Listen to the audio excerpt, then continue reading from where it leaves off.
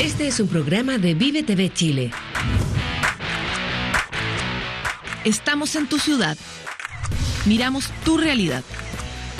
Panorama 15. La voz de las regiones. Esta semana estuvimos en el lanzamiento para una propuesta de Chile descentralizado para los próximos 30 años. Y sin duda nos queda claro que hablar de Chile descentralizado es una consigna que muchas veces vemos en los anuncios políticos, pero que a nivel regional es una urgencia impostergable. ¿Por qué? Porque cuando hablamos de descentralización hablamos de desigualdad, de la desigualdad entre las regiones y la capital, desigualdad en cuanto al acceso a la salud, a la educación, a la calidad de vida, a la planificación urbana, tantos puntos más. Este ha sido muchas veces el tema en Panorama 15 y es por convicción el tema del capítulo de hoy. Soy Paloma Ávila, bienvenidos. Panorama 15, la voz de las regiones. La medallita de oro de la descentralización fue instalar el Congreso en Valparaíso. Si a usted le llevan el Congreso a su ciudad, pensará que una medida de este calibre traerá grandes beneficios al lugar, ¿no? Pues bien, Cristian Salazar se hizo esta pregunta y esto fue lo que encontró. El Congreso Nacional en Valparaíso se ha transformado en un ícono de la descentralización de nuestro país. Su puesta en funcionamiento en la ciudad puerto el 11 de marzo de 1990 fue una señal potente de que Santiago no es Chile. Pero más allá de lo que significa que la Cámara de Diputados y el Senado estén en Valparaíso, hay un tema que hace 23 años afecta directamente a los porteños, y es que su imponente estructura e importancia política difiere mucho de su entorno. Veredas en mal estado, suciedad e incluso sitios abandonados es el panorama que existe en su exterior, dando cuenta de una deuda que, según el alcalde de Valparaíso, es una muestra de compromisos que no se han cumplido. Hablábamos de un seccional de manera especial con el entorno del Congreso, donde el actual rodoviario iba a ser una plaza que tenía todas las características de una plaza con elementos que iban a ser puestos por el propio Congreso. Tener el Congreso Nacional en Valparaíso para los habitantes de la ciudad no ha significado un símbolo de progreso. Muy por el contrario, la mayoría opina que su aporte es nulo. Uno no puede ni pisar aquí, pues se cae, se va de boca ahí, no hacen nada. Toda la plata para ellos nomás, y uno. Este Congreso en Valparaíso ha sido un callo, fue una desgracia para Chile, para Valparaíso. A la falta de preocupación que existe actualmente en el sector, se deben sumar los daños que causan las manifestaciones que se realizan al menos 2 veces al mes en el sector, las que se desarrollan en Valparaíso justamente por la presencia del Poder Legislativo en la ciudad. Al respecto, los parlamentarios tienen su opinión, afirmando que el Congreso es quien debe asumir esta responsabilidad. Creemos que el Congreso Nacional está en deuda con la ciudad de Valparaíso. Nosotros creemos que la ley de presupuesto debiera considerarse un fondo para los efectos de resarcir de los daños patrimoniales de la propiedad pública y privada que sufre la ciudad de Valparaíso en cada una de las manifestaciones públicas. Si tú declaras que Valparaíso es patrimonial, quiere decir que le estás dando una singularidad, ¿sí o no? Le destacas un atributo que no tienen el resto de las ciudades de Chile. Una polémica que se arrastra hace ya 23 años y que hasta el momento no tiene una solución, símbolo de la descentralización política del país que tiene, según las autoridades, deudas con la ciudad de Valparaíso, de las que nadie se hace cargo. Cristian Salazar, Panorama 15. A pesar de los peligros de derrumbe por deslizamiento de tierra, muchas familias viven en las laderas de los cerros de Puerto Montt. Esta realidad viva en las paredes de la ciudad dista mucho del desarrollo que vive en el centro de Puerto Montt. Y Marcelo Vera nos informa. Melipullo Cuatro Colinas es el nombre original de Puerto Montt, una denominación que recoge fielmente la configuración geográfica de la ciudad, que está organizada en 5 terrazas densamente pobladas. Pero las faldas de estos cerros también están habitadas, y allí se fue conformando de manera irregular otra ciudad, con menos recursos, más desprotegida. Son cerca de 400 personas las que viven en las 4 principales laderas de la capital regional, pero son 2, Angelmó y McKeever, las que preocupan a las autoridades, pues se consideran zonas de riesgo no aptas para la construcción. En lo que va del año, varias familias han debido ser evacuadas por el peligro de derrumbes, producto de que los suelos se reblandecen con la lluvia. Es que el barranco se cayó atrás de mi casa, donde queda el dormitorio de mi nieto, que tiene 6 años. Siempre ha sido lo mismo. Porque cuando estaba abajo, igual cayó el barranco. Me vine a vivir aquí, pero ahora igual se cayó, pues. Son jefaturas de hogar femenina, que se ha producido una separación con el jefe de hogar. Por supuesto, sin empleo. Hay otros casos también de adultos mayores que no han sido atendidos por los hijos. En años anteriores ya se han provocado deslizamientos que arrastraron casas consigo. Por eso, el Serviu compró un terreno de 17 hectáreas para erradicar a estas familias, 33 de ladera Maquiver y otras 44 de ladera Angelmó. Adicionalmente, se consideran medidas para sacarlas de ese lugar mientras se construyen sus viviendas nuevas. Ahora tenemos la buena noticia de darle a la familia de ladera Angelmó que ya fueron adjudicados los primeros 38 subsidios de arriendo para poder sacar a las familias que están en mayor riesgo. Pero no solo se trata de erradicar a esas familias, sino también de evitar que nuevas personas lleguen a instalarse en esas zonas peligrosas por la constante amenaza de los deslizamientos de tierra. Existen personas que viven en esas laderas y que no son elegibles para recibir un subsidio del Estado por ya haber obtenido uno. Por este motivo, Serviu está trabajando en conjunto con el municipio para encontrar una solución y despoblar definitivamente lugares de alto riesgo. Marcelo Vera, Panorama 15. En Valdivia todos están boquiabiertos porque la extensión de la costanera pasará por donde pasaba el tren, por lo que el tren tuvo que cerrar. Literalmente se cruzaron los cables, en este caso el de la vía del tren con la costanera, dejando indignados a quienes vivían de la ruta del vapor. Sebastián Díaz nos cuenta.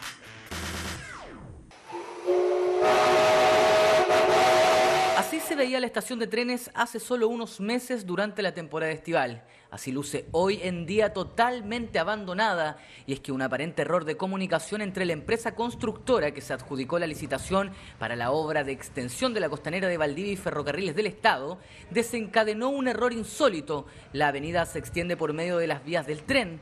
Luis Alberto Tiznado es comerciante y vecino del barrio desde hace décadas y nos explica cómo no se vaticinó este increíble error. Realmente fue insólito. Cuando supimos el problema que se generó, no lo podíamos creer porque pensábamos que el proyecto de la extensión de la costanera estaba contemplado la línea, porque acá en la estación vieja iba a estar el museo ferroviario que tenían pensado. Problema que busca soluciones como remolcar el tren más de 200 metros, pero que tiene a los vecinos realmente preocupados. Desde la estación sale el tren El Valdiviano, un proyecto turístico que recorre 4 localidades cercanas y brinda trabajo a decenas de familias. Nosotros lo cortaron nuestra fuente laboral. Nosotros trabajamos la ruta del vapor y en este momento lo vemos tristemente abandonada. Según algunos vecinos, las soluciones propuestas no son las más adecuadas y aparentemente el remedio saldría más caro que la enfermedad. Y ellos están entregando la solución peor de todas, que era hacer un paso a nivel, que iba a significar que cada vez que pasara el tren se iban a formar enormes tacos y ¿cómo afearía nuestra ciudad eso? No obstante, y a pesar de los problemas ocasionados por este proyecto, la máxima autoridad regional hizo saber de gestiones urgentes que permitirán tener el tren en funcionamiento antes que comience el próximo verano. Hemos logrado gestionar una solución, la cual implica que se va a hacer un movimiento del tren, se va a ubicar en una posición tal que no va a impedir que la costanera se siga construyendo, siga avanzando en los tiempos que estaba planificado.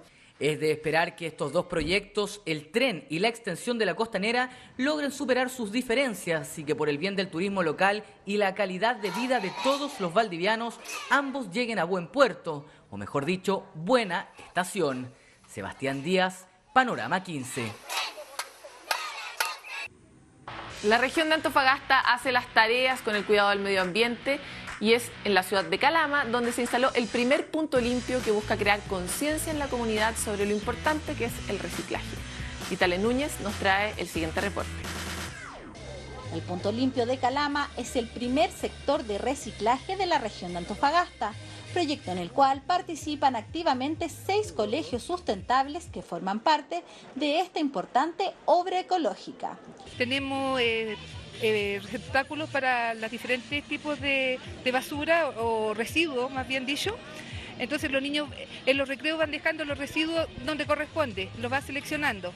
Esto tiene que estar limpio, obviamente, tiene que estar sin residuos de jugos, de leche. De esta manera se busca incentivar a la comunidad loína a formar parte de esta campaña de reciclaje, partiendo por los más pequeños del hogar. Y los plásticos donde se botan las botellas y el azul es para que boten cosas de papeles, lo que no sirve. Con los basureros de colores y lavando las cosas antes de echarlas al basurero.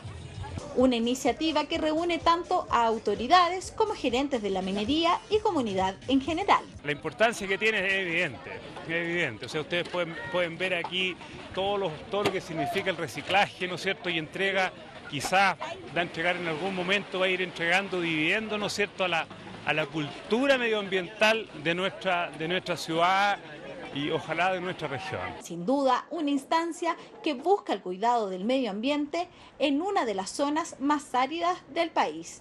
Itale Núñez para Panorama 15.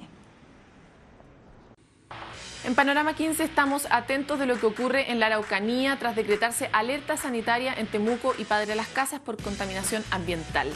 Es una situación crítica que le da a la Seremi de Salud la facultad de tomar nuevas decisiones, como por ejemplo la suspensión de estufas o potestades mayores. La medida se tomó luego de que se decretara la quinta preemergencia ambiental consecutiva para la zona.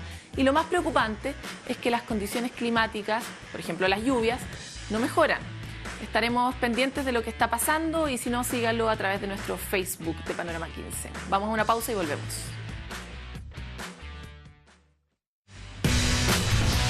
Panorama 15, la voz de las regiones. Panorama 15, la voz de las regiones.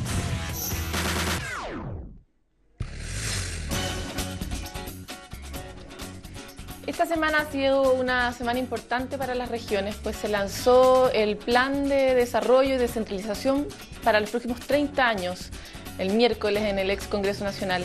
Y ahí tuvimos la oportunidad de hablar de los temas que nos importan. Los hemos tocado muchas veces en Panorama 15, pero hoy día queremos profundizar y para eso tenemos a un muy buen invitado que es Mario Marcel, subdirector de Desarrollo Territorial de la OCDE. Muchas gracias por estar con nosotros, Mario. Gracias, Paloma.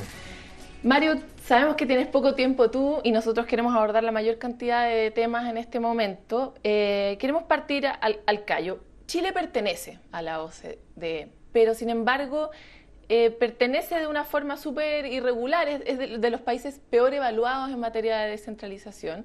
Es como que fuera el jaguar, pero que estuviera como solo en la piel. ¿Cuál es tu evaluación de Chile como parte de este organismo y cuáles son, a tu parecer, las principales tareas que tenemos por delante? Bueno, yo participé muy temprano en el proceso de ingresar a la OCDE. Cuando yo estaba todavía en el gobierno hicimos la primera misión que planteó la posibilidad de que Chile fuera miembro.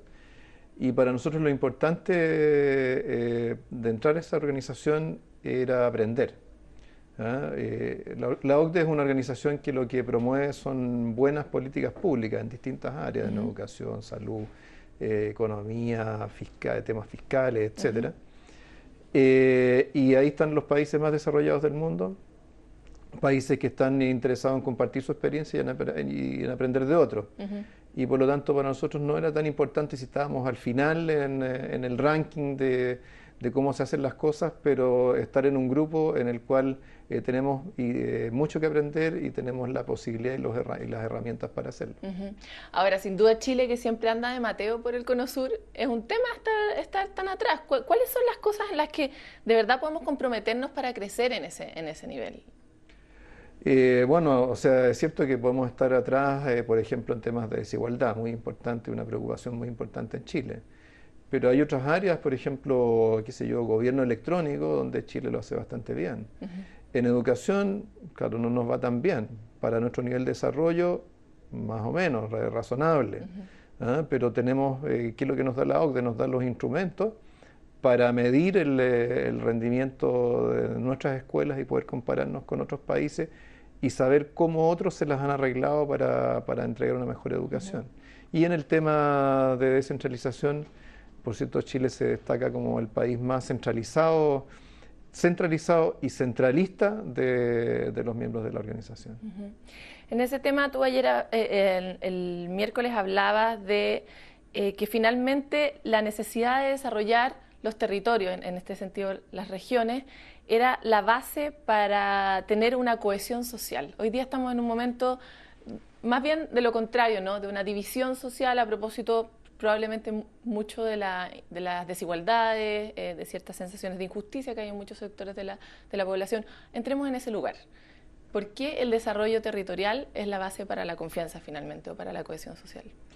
Bueno, hay muchas razones, pero yo diría primero que nada creo que nosotros muchas veces hablamos sobre el desarrollo como algo que ocurre a nivel del país y después se distribuye o chorrea hacia sus territorios, hacia las regiones, las ciudades, etc. Pero la verdad es que donde se genera la actividad económica, donde se hace la innovación, donde se produce, donde se generan las ideas, es en el territorio. Entonces uno podría decir, en realidad quizás los países no crecen de arriba para abajo, sino que de abajo para arriba. Y el que el país pueda crecer sostenidamente y compartir los frutos de ese crecimiento con la población depende mucho de lo que pase en las regiones, en los municipios, y no solo a nivel de mirar las cifras globales y los promedios. Bueno, eso es permanente, por lo menos nosotros hemos tenido acá al alcalde de Calama que decía, nosotros generamos tanta riqueza y la riqueza no queda para nosotros. Efectivamente el crecimiento nace de las regiones o se desarrolla muy fuerte, por lo menos en Chile, pero finalmente no les llega a ellos. ¿De qué forma uno puede hacer una política de Estado que efectivamente permita que esa plata que se genera en los territorios llegue a los territorios o que ese desarrollo que se produce ahí tenga un efecto sobre sus personas?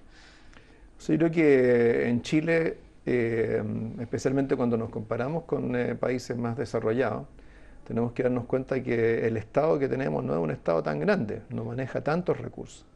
Entonces, la manera en que se comparte y se participa en el desarrollo no depende solo de lo que hace el Estado, depende también de lo que hacen las empresas, de lo que hace la sociedad.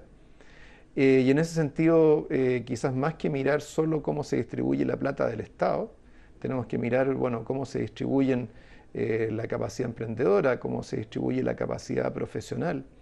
Y muchas de esas cosas están más concentradas incluso que lo que están los recursos fiscales. O sea, el Estado en muchas de sus actividades tiene que estar en todo el país. En la educación, en la salud, tiene que tener escuelas, hospitales en todo el país. Pero los profesionales no necesariamente se distribuyen por todo el país, hay mucha concentración en Santiago. Ahora, la cuestión cuando hablamos de descentralización es si lo que nos estamos preguntando es, bueno, ¿cómo se va a repartir todo esto en el territorio?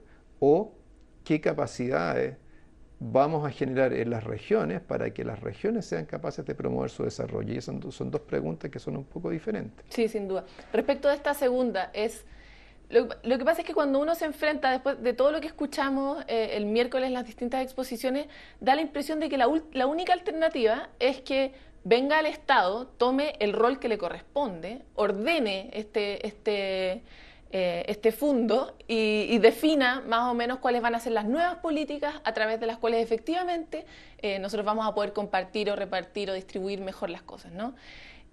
Sin embargo, ¿cuáles son las herramientas que tienen los ciudadanos y de qué forma uno puede convocar a un sector que parece distante de estas necesidades, que es por ejemplo el empresariado, a que efectivamente se involucre en esta necesidad? Bueno, los ciudadanos la primera herramienta que tienen es la participación. O sea, no hay descentralización real en un país si en los municipios, si en las regiones no hay participación de la ciudadanía. Un alcalde o un intendente o un presidente regional puede ser tan lejano como un presidente o como un parlamento si es que no tiene un diálogo fluido con la comunidad.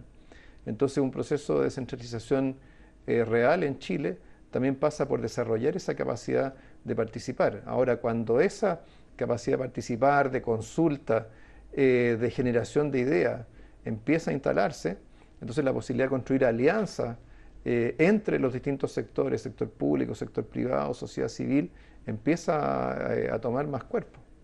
Pues hay esperanzas entonces con lo que está pasando, de cierta forma. O sea, es que no son esperanzas que surjan simplemente lo que uno se imagina, sino que lo que uno puede observar en otros países.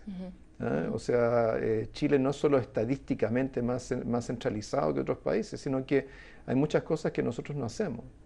En los países miembros de la OCDE, hay muchos países, qué sé yo, por dar un ejemplo, Italia, países donde hay regiones que han construido su modelo de desarrollo, que han apuntado, han identificado cuáles son sus ventajas comparativas en materia de transporte, en materia de innovación, en materia de conocimiento, y en función de eso generan su estrategia de desarrollo y se conectan directamente con el mundo. No tienen que pasar por Roma, no tienen que pasar por algún otro lugar del país, sino que tienen la posibilidad de ir generando esas capacidades, esos acuerdos y esas complementariedades en su propio territorio. Ahora, tú planteaste la necesidad de un buen desarrollo de política urbana como la base sobre la que se puede sustentar un proceso de descentralización. Profundiza un poco eso en los términos más simples que puedas para que se pueda entender. Bueno, en Chile es un país súper urbanizado, es mucho más urbanizado que lo que corresponde a su nivel de desarrollo. O sea, 85% de la población chilena vive en ciudades. Por lo tanto, cuando uno habla de descentralización, si quiere llevarlo a algo concreto, que no sea una cuestión abstracta, la realidad más concreta que tiene el 85% de los chilenos es vivir en una ciudad. Y en una ciudad pasan muchas cosas, en las ciudades donde se genera la calidad de vida. Si la ciudad tiene congestión, tiene contaminación, tiene problemas de transporte, tiene problemas de agua, entonces probablemente la calidad de vida de la gente va a ser mala, aunque tenga un buen trabajo, tenga un buen ingreso. Hay mucho menos razones para ir para allá, por ejemplo. Claro, y lo que pasa en nuestras ciudades es que nosotros no hemos tenido, por muchos años, no hemos tenido política urbana. O sea, en las ciudades hay, en fin, unos municipios, en Santiago son decenas de municipios, hay ministerios que tienen servicios públicos, que tienen cada uno sus proyectos, sus inversiones, etcétera, y que actúa cada uno por su cuenta. Agregado. Entonces, claro, no es sorprendente que las ciudades tengan problemas. Las ciudades chilenas, y especialmente Santiago, tienen, entre otras cosas, un tremendo problema de desigualdad a su interior y de segregación espacial, por ejemplo. Ahora, ¿cómo eso se produjo? Se produjo porque las políticas de vivienda trataron de construir lo máximo posible como viviendas sociales. Tuvieron que, para poder construir más viviendas, buscaron lo más barato era el suelo en las afueras de la ciudad, y por lo tanto los pobres viven en las afueras de la ciudad. Ahora, ¿qué significa eso? Significa horas de transporte para llegar a un trabajo o simplemente no tener una oportunidad de trabajo cercana. Y eso no pasa solamente en Santiago, también pasa en todo el área metropolitana de Valparaíso, Viña, pasa también en todo el área metropolitana de Concepción. Y Puerto Montt también está haciendo varias crisis. Puerto Montt, pasa también en Iquique con Alto Hospicio. En fin, hay muchos ejemplos que podemos ver. Entonces, si queremos hacer que la descentralización signifique algo en términos de su vida, de la vida cotidiana de las personas, quizás por donde tenemos que partir es por las ciudades. Mario, se nos acabó el tiempo, pero agradecemos mucho tu presencia, esperamos volver a tenerte en Panorama 15. Muy bien, así lo espero. Gracias. Usted ya sabe, está en manos de todos, no es solo el Estado el que tiene que generar estas políticas, está al alcance de los ciudadanos. Nosotros también somos una plataforma que ojalá les permita a ustedes generar sus propias medidas para descentralizar Chile. Nos vemos la próxima semana.